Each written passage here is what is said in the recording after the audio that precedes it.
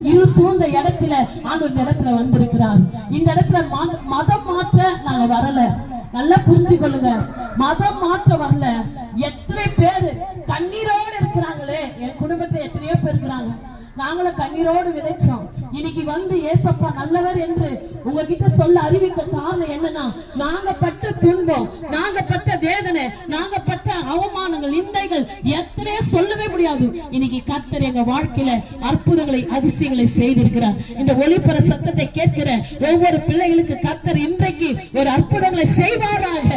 இந்த பகுதியில, இந்த பட்டணத்துல, இந்த நகரத்துல எல்லா இருளின் நாவிகளும் இயேசுவின் நாமத்தை கடந்து போவாங்க.